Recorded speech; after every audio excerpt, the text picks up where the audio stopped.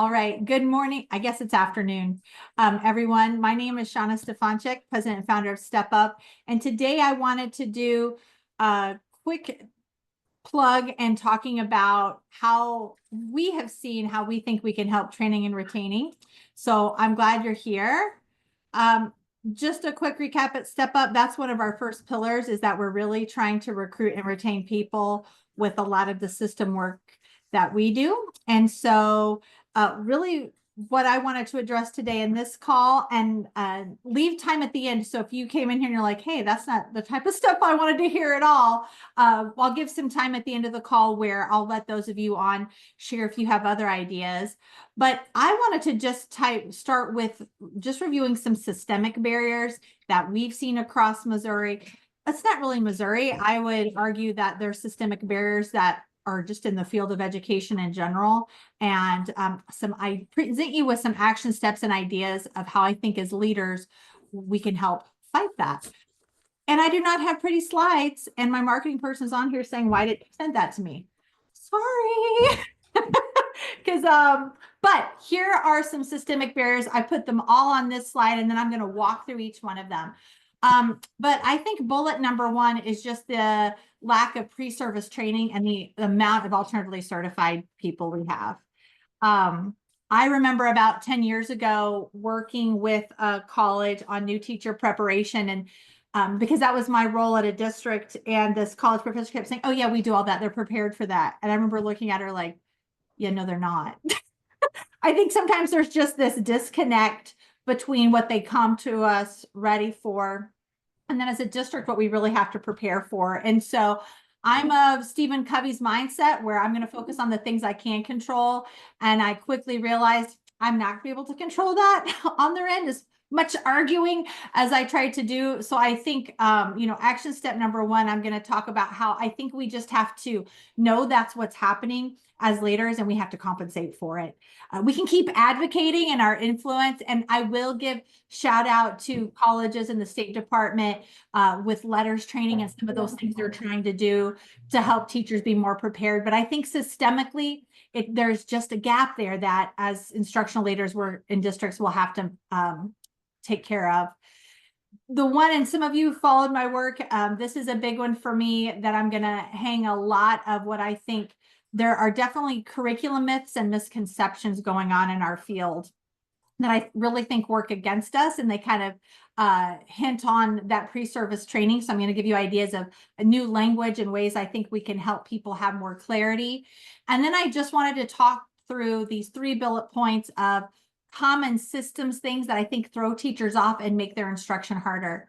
And then I put classroom management at the end, which I don't have great solutions for since we're instructionally minded, although I do think really great engaging instruction does help with classroom management, but definitely mental health, I think, is just something we always have to work on. Alrighty.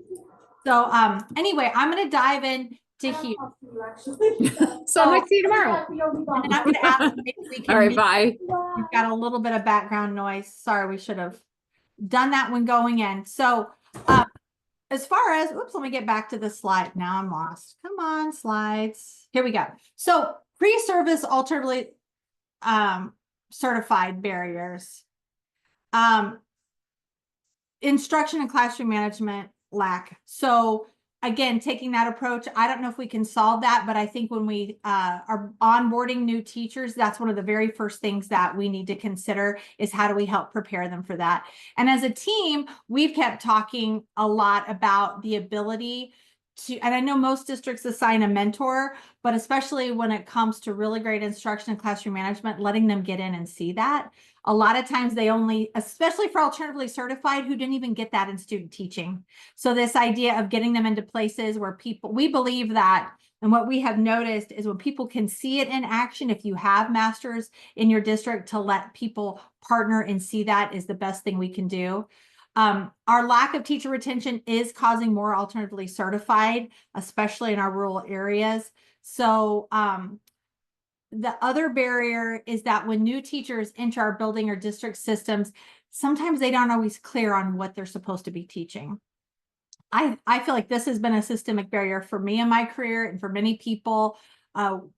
People are walking and you've got parents and all these things. And one of the most important things as a teacher is, hey, what should I be teaching here? And in some places, they will walk in with a resource. In some places, they walk in and they'll tell you about standards. But predominantly, we've seen in many schools, that's not clearly laid out for them.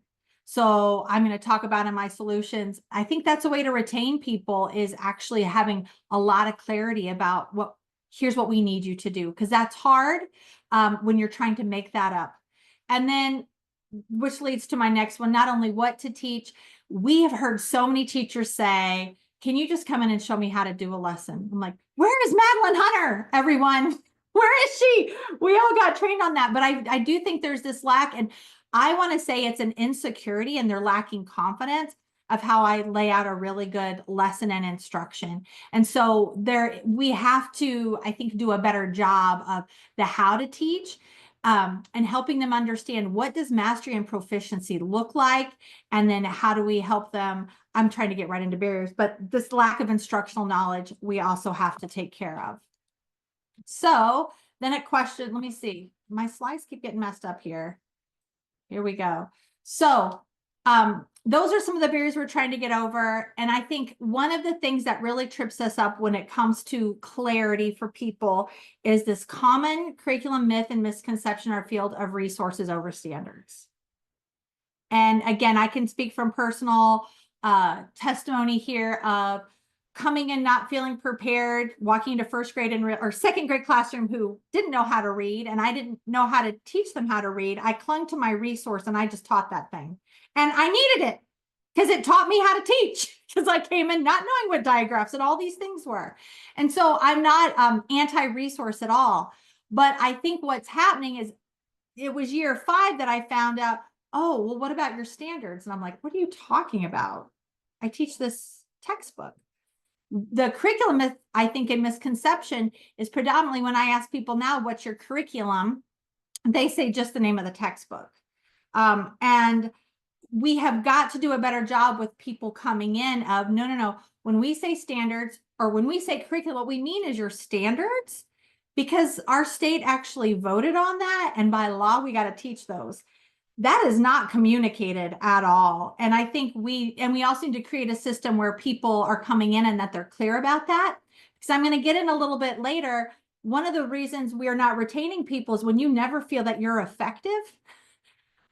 This lack of understanding has really caused a gap in our achievement. And I'm going to talk about that because we have this misconception, and because we prioritize resources and call that our curriculum, we've created a great gap in mastery and proficiency on what we're judged for, which is our state assessments of MAP and EOC. And the state says by law, so here's the message I think everybody should get in a kinder way. I'm talking to my leaders here, but the state votes on what a guaranteed and viable curriculum and what educational equity looks like in Missouri. And they say the guarantee should be every kid in Missouri gets exposed to those standards.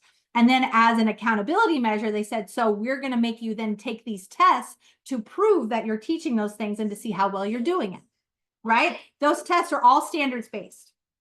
So I think I'm going into my next point here. I will. I'm just going on a tangent. That's the teacher I am. But the teacher, or we know that we're going to be assessed over these proficiency things. If I am clinging to a resource and only teaching that, I'm not going to be scoring well on those data assessments, because there is a gap in that. And I think that's caused a lot of frustration and people leaving of, I keep getting this data thrown at me. You're not doing well. Scores aren't good. Scores aren't good.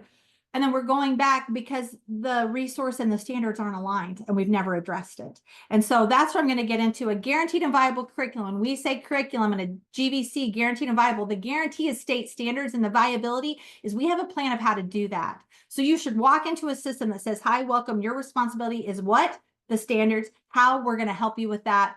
Here's a nice pacing guide of what it looks like. Curriculum is not a textbook. It's part of what you can use for your instructional method. And I think we're living in a society where you've got to give your teachers ideas. They're not spending the time that we were back in the day 25 years ago when I'm playing until midnight every night creating those. They need both, but we have to understand what we mean is your standards. It is the guaranteed and viable curriculum is your Missouri standards paced. And what we have to do now that we have priority standards is also know how to audit our resources with our standards. We have to help them see that connection. And I'm going to show you an example. So a curriculum purist would normally say, take what resource you're using or pace your standards and then make your resource fit. That doesn't work if you've done that approach before, because your resource is written in a research progressional way in which it's supposed to be taught. So if you pace your standards and that first standard falls in unit 6 of this textbook, are your kids going to be ready to do material in unit 6?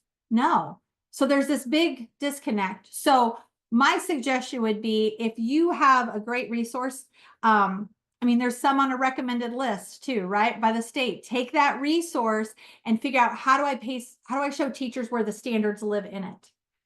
And show how they pair. Because what they'll find is you don't have to do every lesson in that resource. You need to know how to use it like a resource was intended to pick and choose.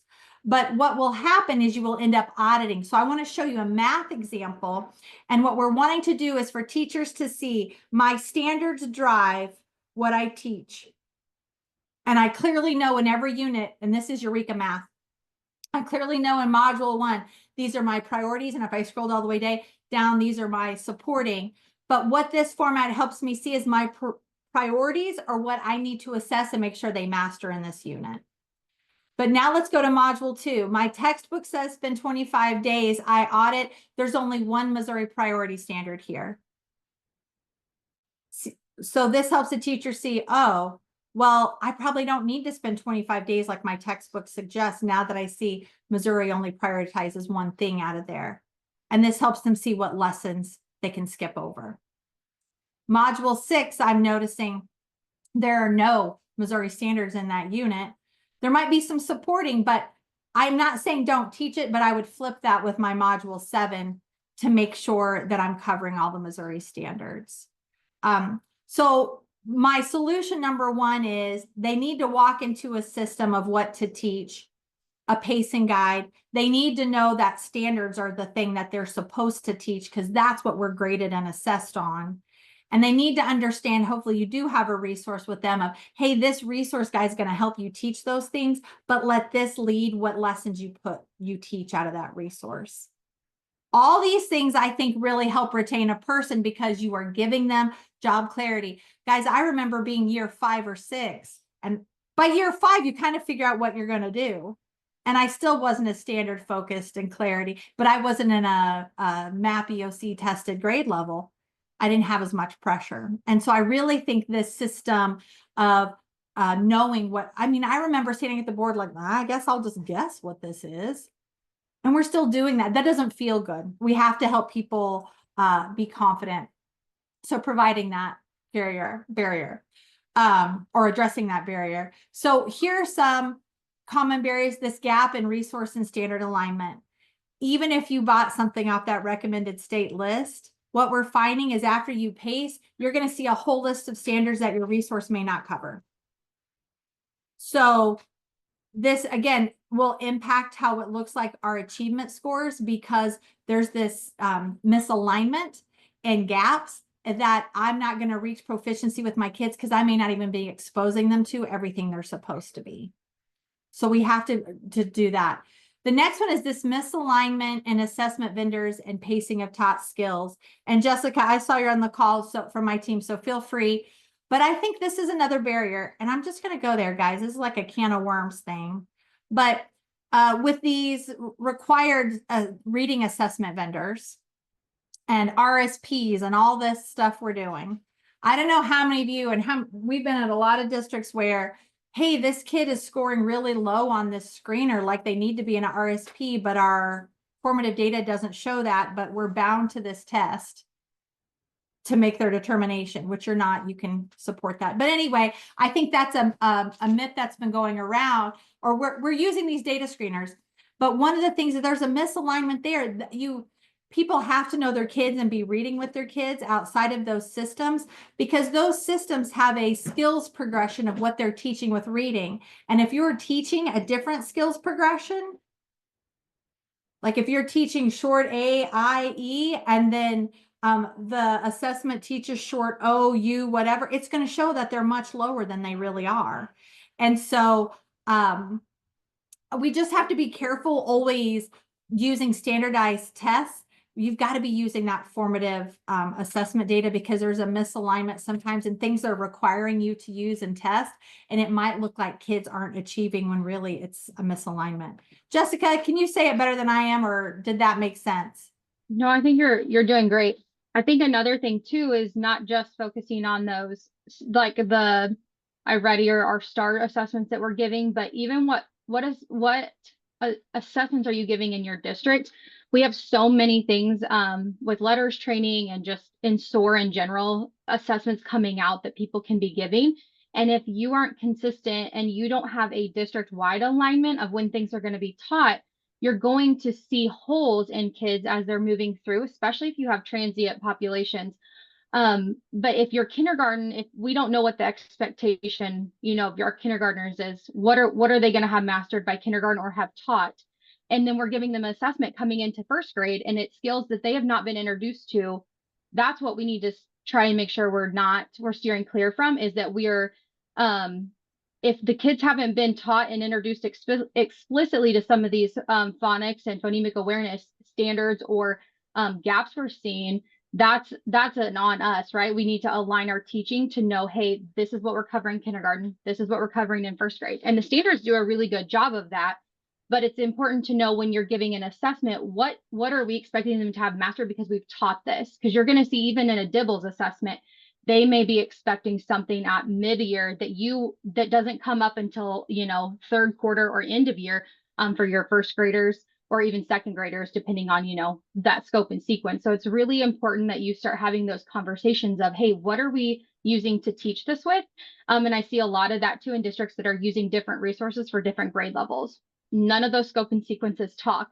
So that's where we see some holes too, is making sure that we're aligning with what we're teaching with and our resource to just make sure we're not missing anything when it comes to those gaps in reading.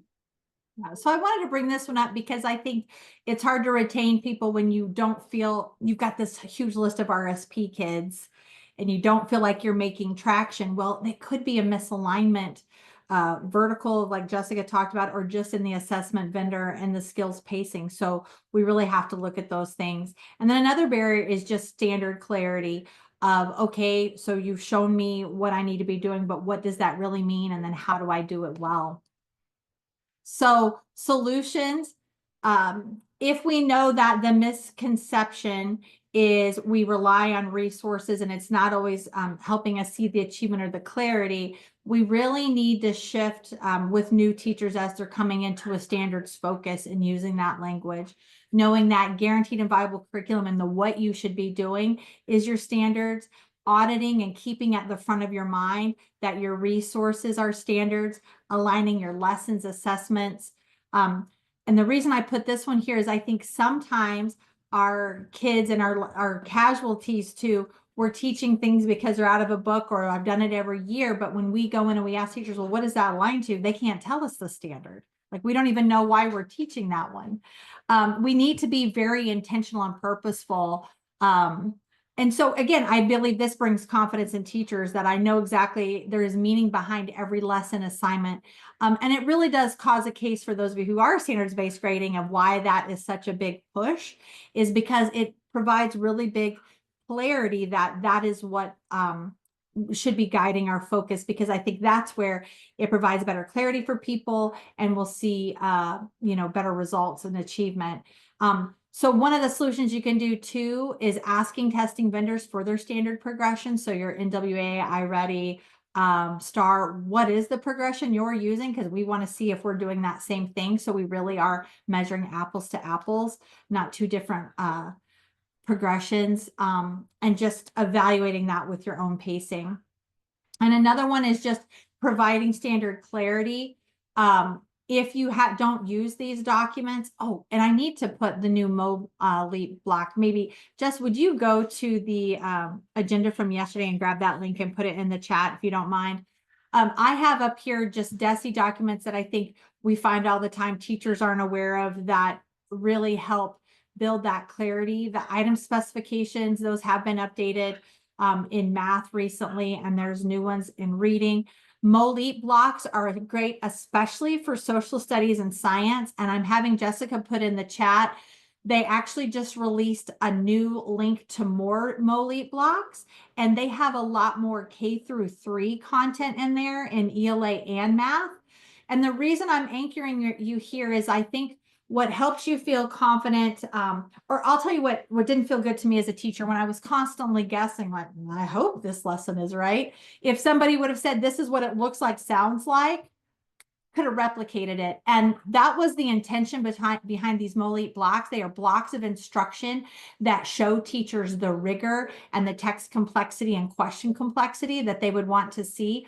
And there are a lot more in that link. Jessica said, I think it just creates a clear picture of, hey, here's what you should be exposing kids to. Again, not to discourage from a resource, but teachers need to have a clear and in mind of here's what the state is expecting as proficiency. So are my resources supporting it? Now that ESSER money's gone, some people don't have money for all the resources and things either. So these blocks can be hugely beneficial, especially in social studies and science. Those really came out of prior to the pandemic. The state was doing a lot of work with Nell Duke and her research on we are creating bigger achievement gaps because we're not exposing kids enough to social studies and science. And so the state said, well, shoot, people don't have a lot of resources. Let's make these blocks to really support teachers in teaching that through literacy. So a lot of great nonfiction texts, and they're outdated, but still hold some value of just these map released items. So teachers are seeing everything. And what does it have right next to it? The standard code. We are assessed by standards. So use these documents that are really providing you clarity about what that looks like, so you know your goal. Because I think one of the biggest barriers when we don't have clarity and you don't know what the target is, of course, you're constantly missing it because no one gave you a clear guide. I do want to give a shout out. We are coming out with a new product. If you find using those documents overwhelming, we have a 4-core book coming out. For those of you on here already work with us, we have an ELA book, a math, a social studies, science. But what we've done is we've taken the scales, proficiency scales from all of them for a kindergarten teacher, and we put them all into one book. So we could tell a kindergarten teacher, and this is our response to try to help you guys, is I would have loved somebody say, you're teaching first grade, here's a book of every standard you should know and what it means. And so inside the book, we have these full blown out proficiency scales for every priority standard, where, you know, we're even giving, here's what the assessment questions look like, here's how you go back and teach it. But we're also including these supporting standard templates, because for a new teacher, you need to tell them what a supporting standard means too. You may not need to do the whole proficiency scale, but again, you don't have to use this. You could use your item specs, but we want in every standard for a teacher to know this is what proficiency is, and here's what it looks like in a sample question. So to summarize, again, I'm taking an instructional approach. I think systems are everything. If we can create clear systems, it will help us retain people, to have that how right, or they got what right when they walk in, of what a guaranteed and viable curriculum is, a plan of how to do it, and then giving those documents to provide clarity, because it's going to help them with their achievement. And I think that's really the name of game for some of it.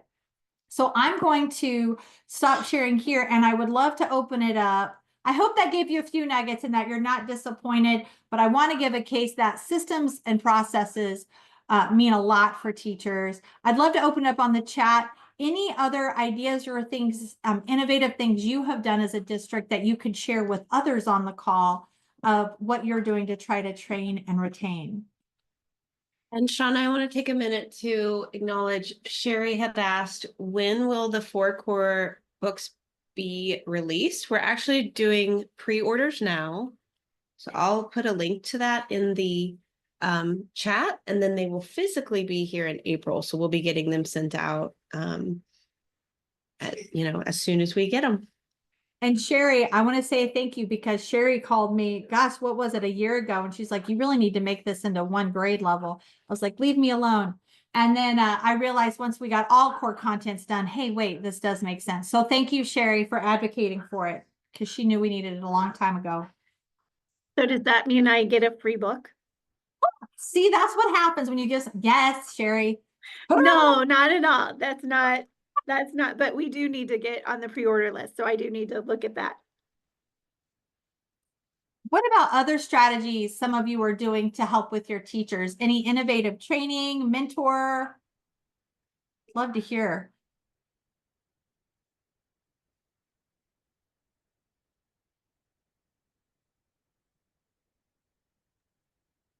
So Well, Oh. go ahead, Sherry. my ELA coach is having happy hours with his new teachers, and he's calling it Get Lit, which is hilarious because he's the ELA coach. And what we've seen is that he's been able to, there's been this divide between our middle school ELA teachers and the high school ELA teachers. So even though they're both secondary, they don't believe that anybody's doing anything, right? And so through this program, he's given them a safe space to meet. And then it does happen to turn into different conversations, obviously around priority standards and content, where they then share at their Thanksgiving one.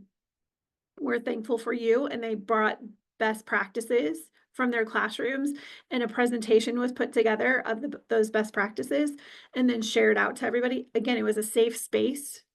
They could use it, they could not use it, they didn't have to talk about it, or they could talk about it. Again, just safe, whatever we're doing with our teachers. Our PD tomorrow, we're doing a PD tomorrow for our new teachers, and it's about everything they've learned so far this school year, and we're doing a trivia. So our PD is a device-free PD day that we will be asking trivia questions. It will be ran like a trivia night that we've all been to.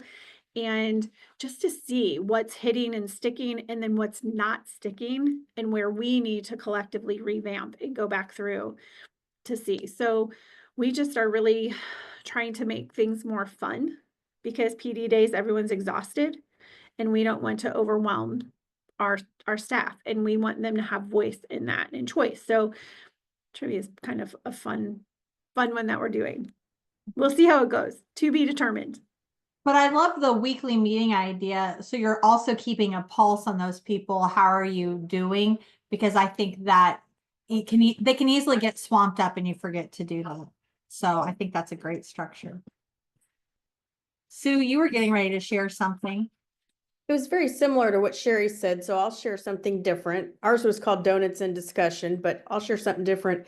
I think it was important as a building leader to differentiate the support. And I think sometimes we get so busy as principals, we throw everyone into one group. And so as I got better at being a principal, I was more cognizant of saying, okay, let me prioritize what I need these teachers to really learn the first year, rather than trying to lump them and cycle them in with everybody else, because it was too overwhelming. It was too much. And that was burnout. And so consequently, either myself or my instructional coach would form a close relationship with them, because we were leading that for them, and not doing it during their plan time, but giving them release time to spend quality time either with the instructional coach or myself, so that we could bring them along. But I think the overall idea is just try not to lump your new teachers in with everybody else, because they really do need to be treated special if you want to retain them. And of course, giving them something like the 4-core book is going to be amazing. I remember when my principal handed me something that was similar to that when I taught in Kansas. I thought it was going to be that everywhere I went. How shocked I was when nobody had standards to hand me from that point on. So yes, it's a great idea.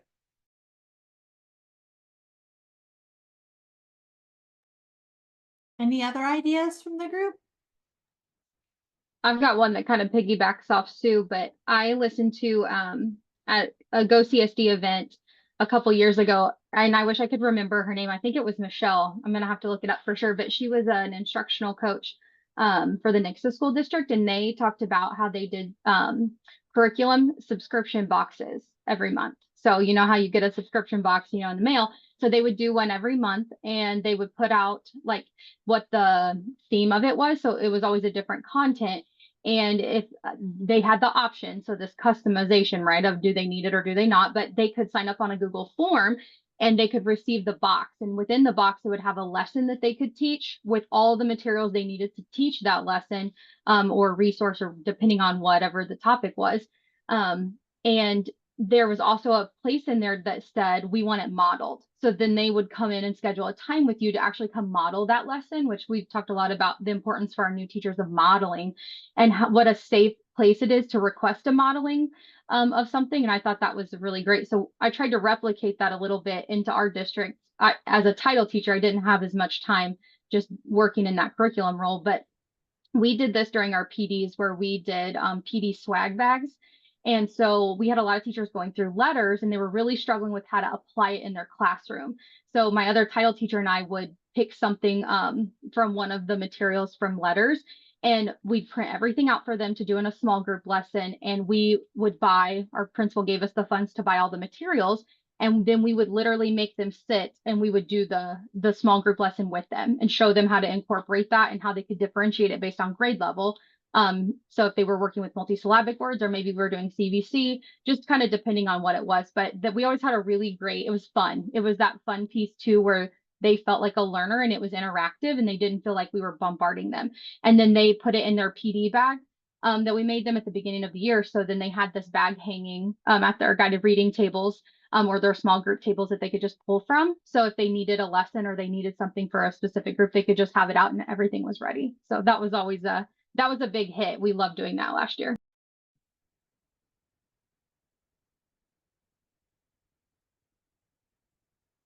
Any other ideas?